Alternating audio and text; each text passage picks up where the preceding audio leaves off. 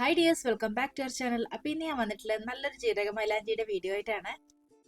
മിക്ക ആൾക്കാരും ഈ ഒരു ജീരക മൈലാഞ്ചി ട്രൈ ചെയ്തിട്ടുണ്ടാവും. എന്നാൽ പലപ്പോഴും ആ ഒരു ജീരക മൈലാഞ്ചി ഉണ്ടാക്കുന്ന പാത്രം നമുക്ക് പിന്നീട് റീയൂസ് ചെയ്യാൻ പറ്റാറില്ല അല്ലെ, അത്രയ്ക്ക് വൃത്തികേടായിട്ടുണ്ടാവും. അപ്പോൾ അതിനുള്ള ബെസ്റ്റ് സൊല്യൂഷൻ ആയിട്ടാണ് ഇന്ന് ഞാൻ വന്നിട്ടുള്ളത്. നമുക്ക് നമ്മുടെ പാത്രമൊന്നും കേടാവാതെ ഈസി ആയിട്ട് ജീരക മൈലാഞ്ചി ഉണ്ടാക്കാനായിട്ട് പറ്റും.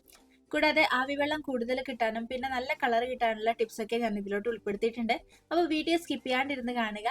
അപ്പൊ നമുക്ക് വീഡിയോയിലോട്ട് കിടക്കാം. വീട്ടിലോട്ട് കിടക്കുന്നതിന് മുന്നായിട്ട് നമ്മുടെ ഫാമിലിയിൽ പുതുതായിട്ട് വന്ന ഫ്രണ്ട്സ് ആരെങ്കിലും ഉണ്ടെങ്കിൽ ചാനൽ ഒന്ന് സബ്സ്ക്രൈബ് ചെയ്ത് സപ്പോർട്ട് ചെയ്യണേ. അപ്പൊ ജീരക മൈലാഞ്ചി ഉണ്ടാക്കാനായിട്ട് ഞാൻ ഇവിടെ ഒരു 10 ടേബിൾ സ്പൂണോളം പഞ്ചസാര എടുത്തിട്ടുണ്ട്.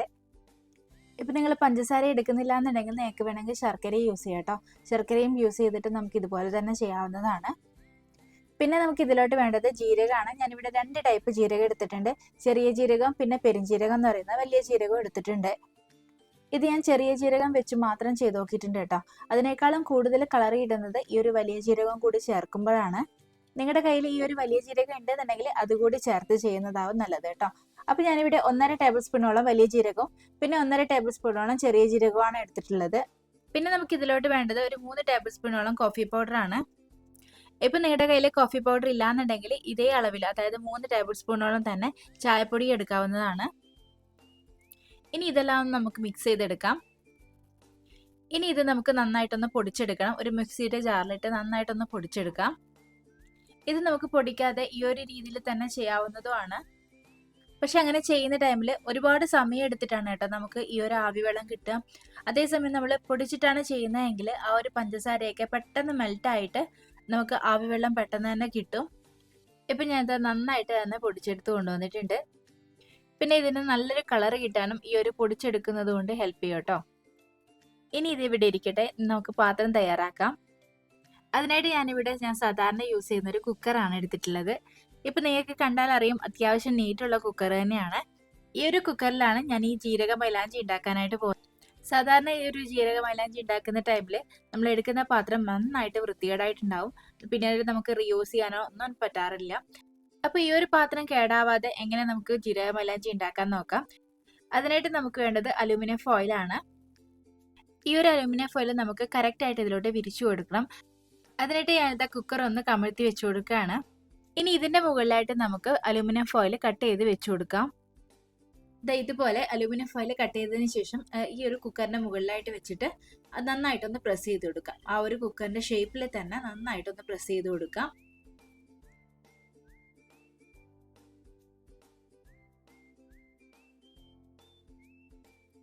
ഇപ്പൊ ഞാനിത് വെച്ചു കൊടുത്തിട്ടുണ്ട്. ഇതേപോലെ തന്നെ നമുക്ക് ഒരു ഷീറ്റ് കൂടി കട്ട് ചെയ്തിട്ട് ഇതിന്റെ മുകളിലായിട്ട് നേരത്തെ വെച്ചതുപോലെ തന്നെ കറക്റ്റ് ആയിട്ട് ഒന്ന് പ്രസ് ചെയ്ത് വെച്ചു കൊടുക്കാം.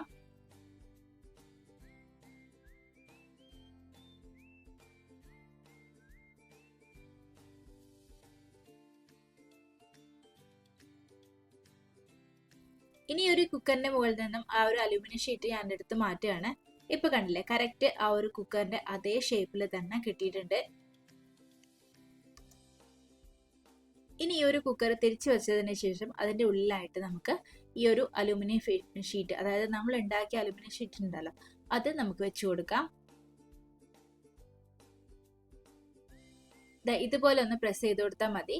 ഇപ്പൊ കറക്റ്റ് ആയിട്ട് ആ ഒരു കുക്കറിന്റെ ഷേപ്പ് തന്നെ കിട്ടിയിട്ടുണ്ട്. ഇപ്പൊ നിങ്ങൾ ചിന്തിക്കുന്നുണ്ടാവും, ഈ ഒരു അലൂമിനിയം ഫോയിൽ ഡയറക്റ്റ് ആയിട്ട് കുക്കറിന്റെ ഉള്ളിലോട്ട് വെച്ചിട്ട് പ്രസ് ചെയ്താൽ പോരെ എന്നുള്ളത്. അപ്പൊ അതിനുള്ള ഉത്തരം ഇതാണ്. ആ ഒരു അലൂമിനിയം ഫോയിൽ നമ്മൾ ഡയറക്റ്റ് ആയിട്ട് കുക്കറിനുള്ളിലോട്ട് വെച്ച് കൊടുക്കുന്ന ടൈമിൽ നമ്മൾ 2 അലൂമിനിയം ഫോയിൽ ചേർത്താണല്ലോ വെച്ച് കൊടുക്കുന്നത്. ഇങ്ങനെ നമ്മൾ വെച്ച് കൊടുക്കുന്ന ടൈമിൽ ഈ ഒരു അലൂമിനിയം ഫോയിലിന്റെ ഇടയിൽ വല്ല ഗ്യാപ്പോ മറ്റോ ഉണ്ടെങ്കിൽ നമുക്ക് അറിയാൻ വേണ്ടി പറ്റില്ല. പിന്നീട് നമ്മൾ ജീരക മൈലാഞ്ചി ഉണ്ടാക്കുന്ന ടൈമിൽ നമ്മൾ ഇട്ട് കൊടുത്ത പഞ്ചസാരയൊക്കെ ഉരുകുന്ന ടൈം ഉണ്ടല്ലോ, ആ ഒരു ടൈം ഈ ഒരു വിടവിന്റെ ഉള്ളിൽ കൂടിയിട്ട് പഞ്ചസാര കുക്കറിന്റെ അടിവശത്താകുകയും പിന്നീട് നമുക്ക് കുക്കർ ഉപയോഗിക്കാൻ പറ്റാത്ത സ്ഥിതിയിലോട്ട് വരികയും ചെയ്യും കേട്ടോ. അപ്പൊ അതുകൊണ്ടാണ് ഈ ഒരു രീതിയിൽ തന്നെ വെച്ചിട്ട് ചെയ്യാൻ പറയുന്നത്. ഇനി ഇതിന്റെ സെൻട്രലായിട്ട് ഞാൻ ഇതാ ഒരു ചിരാതിന്റെ പീസ് വെച്ച് കൊടുക്കുകയാണ്. ഇതിന് പകരമായിട്ട് നിങ്ങളുടെ കയ്യിൽ എന്തെങ്കിലും ഒരു പീസ്, അതായത് ടൈൽസിന്റെ പീസോ അല്ലെങ്കിൽ ഗ്രാനൈറ്റിന്റെ ഒക്കെ പീസ് ഉണ്ടാവില്ലേ, ഇല്ലാന്നുണ്ടെങ്കിൽ ഫ്ലാറ്റ് ആയിട്ടുള്ള ഒരു കല്ലായാലും വെച്ചു കൊടുത്താൽ മതി. അതിന്റെ മുകളിലായിട്ട് ഞാനൊരു പാത്രം വെച്ചു കൊടുത്തിട്ടുണ്ട്. ഇതുപോലുള്ള ഒരു പാത്രം വെച്ചു കൊടുത്താൽ മതി. കറക്റ്റ് ആയിട്ട് വെച്ചു കൊടുക്കണം കേട്ടോ. ഇനി ആ പാത്രത്തിന് ചുറ്റുമായിട്ട് നമുക്ക് നമ്മൾ നേരത്തെ പൊടിച്ചു വെച്ചിരിക്കുന്ന പൊടി ചേർത്ത് കൊടുക്കാം. ഇപ്പൊ ഞാൻ ഇതാ പൊടികളൊക്കെ പാത്രത്തിന് ചുറ്റുമായിട്ട് ഇട്ട് കൊടുത്തിട്ടുണ്ട്. ഇനി ഇത് നമുക്ക് അടുപ്പിലോട്ട് വെച്ചു കൊടുക്കാം. ഇനി ഒരു പാത്രത്തിൽ നിറയെ വെള്ളം എടുത്തതിന് ശേഷം ആ ഒരു കുക്കറിന്റെ മുകളിലോട്ട് വെച്ചു കൊടുക്കാം. ഇതുപോലെ വേണം വെച്ചു കൊടുക്കാനായിട്ട്. പിന്നെ നമ്മൾ കുക്കറിന്റെ മുകളിലായിട്ട് വെച്ചു കൊടുക്കുന്ന വെള്ളം ഉണ്ടല്ലോ, ആ ഒരു വെള്ളം നമ്മൾ തണുത്ത വെള്ളം ഒഴിച്ചു കൊടുക്കുകയാണെങ്കിൽ നമ്മുടെ മൈലാഞ്ചി വെള്ളം ഉണ്ടല്ലോ, അതായത് ആവി വെള്ളം, അത് കൂടുതലായിട്ട് കിട്ടാനായിട്ട് ഹെൽപ്പ് ചെയ്യും കേട്ടോ. നമ്മൾ ഈ ഒരു മൈലാഞ്ചി ഉണ്ടാക്കുന്ന ടൈമിൽ അത് ഉരുകിയിട്ട് അതിലുള്ള ആവി ഈ ഒരു പാത്രത്തിന്റെ അടിഭാഗത്ത് തട്ടിയിട്ട് ആണ് വെള്ളമായിട്ട് ആ ഒരു പാത്രത്തിലോട്ട് വീഴുന്നത് കേട്ടോ. അതുകൊണ്ട് തന്നെ കുക്കറിന്റെ മുകളിൽ വെച്ചിരിക്കുന്ന ഈ ഒരു പാത്രവും ആ ഒരു പാത്രത്തിലെ വെള്ളം എപ്പോഴും തണുത്തിരുന്നാൽ മാത്രമേ നമുക്ക് കൂടുതലായിട്ട് ആവി വെള്ളം, അതായത് മൈലാഞ്ചി വെള്ളം കിട്ടുള്ളൂ. ഇത് നമ്മൾ ഹൈ ഫ്ലെയിമിൽ ഒരു 15 മിനിറ്റോളം കുക്ക് ചെയ്തെടുക്കണം. നമ്മൾ ഈ കുക്ക് ചെയ്തെടുക്കുന്ന 15 മിനിറ്റ് കൊണ്ട് ഈ ഒരു വെള്ളം ചൂടാവാനുള്ള ചാൻസ് കൂടുതലാണ്. അതുകൊണ്ട് തന്നെ ഇതുപോലുള്ള ഐസ് കട്ട അതിലോട്ട് ഇട്ട് കൊടുക്കുകയാണെങ്കിൽ ഈ ഒരു വെള്ളം പെട്ടെന്നൊന്നും ചൂടാവാതെ കറക്റ്റ് ആയിട്ട് ആ ഒരു തണുപ്പിൽ തന്നെ ഇരുന്നോളും. ഇപ്പം ഞാൻ ഇതാ 15 മിനിറ്റിന് ശേഷം തീ ഓഫ് ചെയ്തിട്ടുണ്ട്. അതിനുശേഷം 10 മിനിറ്റ് നമ്മൾ തണുക്കാനായിട്ട് വെക്കണം. അതിനുശേഷം മാത്രമേ നമ്മൾ ഓപ്പൺ ചെയ്ത് നോക്കാൻ പാടുള്ളൂ.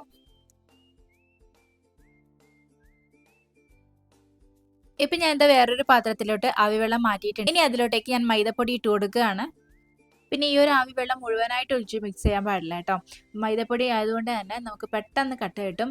അതുകൊണ്ട് തന്നെ നമ്മൾ എടുക്കുമ്പോൾ ആ ഒരു അളവ് നമുക്ക് മനസ്സിലാവില്ല. അപ്പോൾ നമ്മൾ മിക്സ് ചെയ്തെടുക്കുമ്പോൾ തന്നെ കുറച്ച് കുറച്ചായിട്ട് ഒഴിച്ചിട്ട് വേണം മിക്സ് ചെയ്തെടുക്കാനായിട്ട്.